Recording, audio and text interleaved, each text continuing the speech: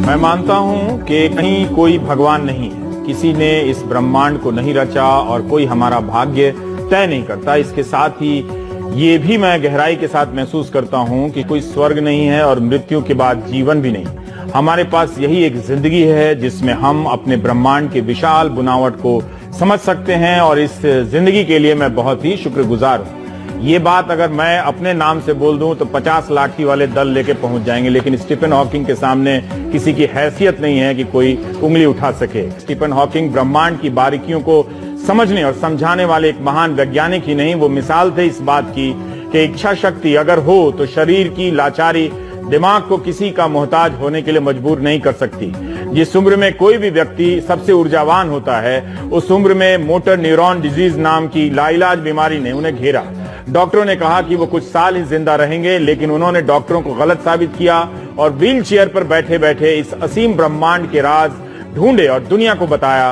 ब्रह्मांड की उत्पत्ति को समझाने वाली उनकी किताब a brief history of time की 1 करोड़ से ज्यादा प्रतियां बिक चुकी हैं और दुनिया की 35 भाषाओं में इसका अनुवाद हुआ है। ब्रह्मांड की उत्पत्ति से लेकर ब्लैक होल्स तक उनका काम विज्ञान की दुनिया में मील का पत्थर है, जो आने वाले कई साल तक वैज्ञानिकों को व्यस्त रखेगा। स्टीफन हॉकिंग को हम कैसे समझे, ये बताने के लिए हमारे साथ है डॉक्टर दक्ष लोहिया, जो कैम्ब्रिज में उनके छात्र रहे हैं, उनके साथ काम किए हैं। 78 से 82 तक तो उनके छात्र रहे हैं और उसके बाद भी लगातार फेलो के रूप में काम रहे हैं।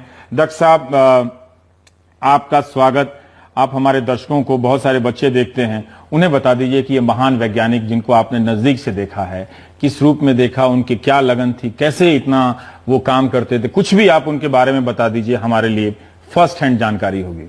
हाँ, बहुत अच्छा वातावरण था वहाँ, लेकिन जब मैं पहली बार गया कैम्ब्रिज यूनिवर्सिटी में काम करना एक अलग ही वहाँ की अपनी मुश्किलें हैं। यहाँ की यूनिवर्सिटी में तो गणेश जी की प्लास्टिक सर्जरी पढ़ाई जाती है। हाँ, वो वहाँ तो नहीं होगा। प्रधानमंत्री प्रोपेगेट करते हैं। हाँ, वो वहाँ तो नहीं चलेगा। साइंटिस्ट प्रधानमंत्री। हाँ, पर इतना विज्ञान में भरोसा, भगवान को खारिज करना, क्योंकि हम हिंदुस्तान के लोकेशन में बैठे हुए तो ये कॉन्फिडेंस है कि भी हमारे इसरो के वैज्ञानिक बिना पूजा किए हुए तो स्पेस छोड़ते नहीं। देखिए, पूजा आप चाहे जितनी कर ले, एक आस्था होती है, उसके कॉज या उसका पूरा फील्ड अलग है। स्टीफन हॉकिंग इन चीजों को मिक्स नहीं करते थे। उस म्यूजिक के दौरान ही, उस म्यूजिक के पैशन से ही उनकी मुलाकात अपनी पहली पत्नी से हुई थी, जेन हॉकिंग से। सो खैर, कितना कुछ बताया आपने।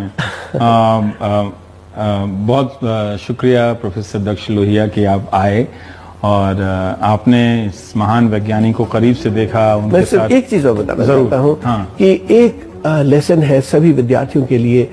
और कि जब मैंने उनको देखा तो मैं अपनी जो डिसेबिलिटीज वो तो भूल ही गया, और बस ये था कि भाई एक लेसन है सबके लिए कि चाहे जितनी भी खराब सिचुएशन हो, नेवर गिव अप। लड़ते रहना है ना? तो लड़ते रहिए, कभी हार मत मानिए, जीत इंतजार कर रही है आपका।